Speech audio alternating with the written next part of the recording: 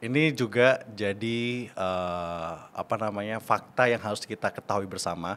Memang kalau di luar negeri warna tutup botol itu mencerminkan kandungan isi dari air tadi. Ada yang air pegunungan, ada yang air mineral, ada yang air demineral dan lain sebagainya. Tapi di Indonesia itu tidak berlaku. Bahkan BPOM sudah sempat memberikan informasi bahwa setiap warna yang diberikan atau menjadi identitas dari masing-masing air yang ada di Indonesia itu menunjukkan identitas brand atau brand color, brand identity dari brand tersebut gitu. Jadi nggak ada hubungannya sama isinya gitu. Mungkin kita juga bisa membedakan kandungan isi dari air tadi based on informasi dari brand tersebut. Ada yang klaimnya brand air mineral yang mengandung air yang mengandung mineral, air yang tidak mengandung demineral, air yang pH tinggi dan sebagainya. Itu yang kita bisa jadi patokan. Pokoknya yang paling penting yang berlaku standarnya di Indonesia adalah kita melihat label kemasan. Ya, label kemasannya apakah dia mencantumkan mineral, which is dia berarti air mineral. Label kemasan yang dia bilangnya ini air demineral, pasti ada kode-kodenya, ada informasinya. Itu yang perlu lagi-lagi kita tekankan bahwa kemampuan membaca tadi yang harus benar-benar paten wajib hukumnya untuk di Indonesia untuk semua produk terutamanya. Tadi sebutin air demineral itu konteksnya dia nggak ada mineral atau gimana airnya? Oke, air demineral itu adalah air yang dihilangkan kandungan mineralnya. Kadang ada orang yang mempunyai kebutuhan kesehatan khusus sehingga dia tidak bisa konsumsi mineral secara berlebihan. Gitu. Jadi kalau misalnya kayak yang kalau kita umumnya yang warnanya biru-biru itu biasanya mostly ada yang nyantumin air mineralnya tuh, ada kandungan mineralnya, kalsiumnya berapa, kaliumnya berapa, potasium, magnesium segala macam.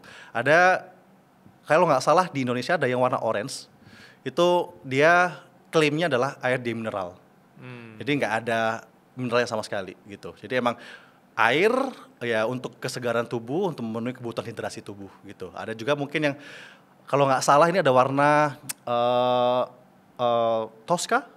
Tahu. Tosca itu dia warna air pH tinggi. Fungsinya buat kalau misalnya kita beraktivitas berat atau olahraga secara teratur dan intens, itu bisa kembali mengondisikan keadaan fisik tubuh kita setelah kehilangan elektrolit dan segala macamnya. Sama kayak kita minum ion. Oke. Makanya dia klaimnya kalau misalnya kita kebiasaan minum kopi nih misalnya, kopi kan asam tuh. Ya, buat menetralkan kondisi badan kita untuk dalam keadaan yang stabil lagi, kita butuh sesuatu yang agak sedikit basah, tapi tidak berlebihan. Itu makanya bisa pakai air yang pH-nya 8+ segala macam gitu. Itu bisa jadi satu opsi juga. Aku baru tahu di luar negeri emang rata-rata menyesuaikan sama. Ada informasinya gitu, tapi tergantung ya negara mana dulu. Kayaknya Jepang menerapkan itu kayaknya. Negara mana dulu. Setahu aku tuh Malaysia kalau nggak salah. Malaysia itu sudah menerapkan hal tersebut. Bahkan kalau misalnya kayak gini kan, peraturan per negara beda-beda ya. Kayak di Singapura itu sempat ada namanya Nutrigrade.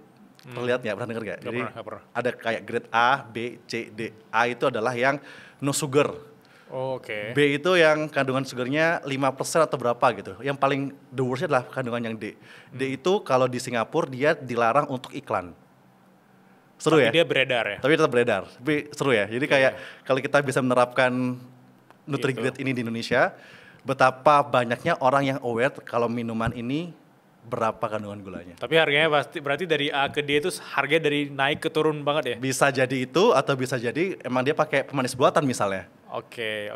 Ya, itu kan bisa jadi kompetisi kan. At least orang-orang tuh aware, oh aku minum D berarti ini minuman yang manis banget. Ini aku ngebayangin banget sih kalau misalnya pemerintah Indonesia bisa menerapkan konsep ini. Nggak cuma di gula ya, tapi mungkin di kandungan natrium.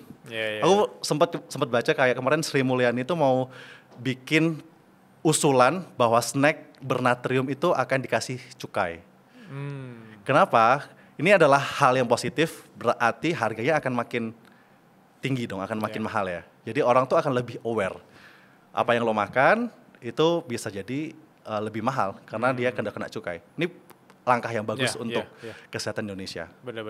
Mantap ya. Aku baru tahu loh yang tadi ada kayak grade A, grade B, grade C, grade D. Mungkin kalau diterapkan di Indonesia itu nggak kebayang kalau grade A itu biasanya orang-orang yang baru gajian tuh. Oh, Ya. oke. A itu awal bulan kan. Oke. Grade D tuh yang desperate, nggak ada uang. Akhir Tapi bulan.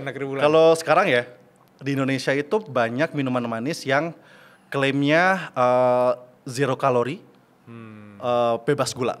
Oke. Kenapa? Karena dia pakai sukralosa. Sukralosa ini adalah rekayasa dari sukros, dari gula biasa yang diubah struktur kimia gula yang punya rasa 600 kali lebih manis dibandingkan gula biasa, tapi dia tidak bisa diserap oleh tubuh. Jadi diminum doang, rasa manisnya ada dan langsung dikeluarkan.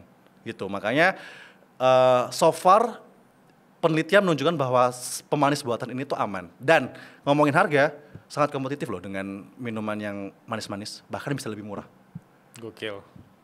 Apalagi kalau dijual di pesawat itu. Iya. Makanya tinggal kalau misalnya udah nutri grade-nya tadi di Indonesia, orang lebih aware dengan apa yang mereka makan, apa yang mereka minum juga. Yap, Iya aku kan? setuju. Kita tunggu aja pemerintah gimana nih. Tapi dari sisi brandnya marketingnya bisa aja perdebatan di situ ya. Iya. Tapi harusnya dari science base-nya sih nggak ada, Yap. maksudnya dampak buruknya so far ya. Itu bisa jadi agenda untuk apa ya? Indonesia emas kali ya. Indonesia Mas 2045 ya.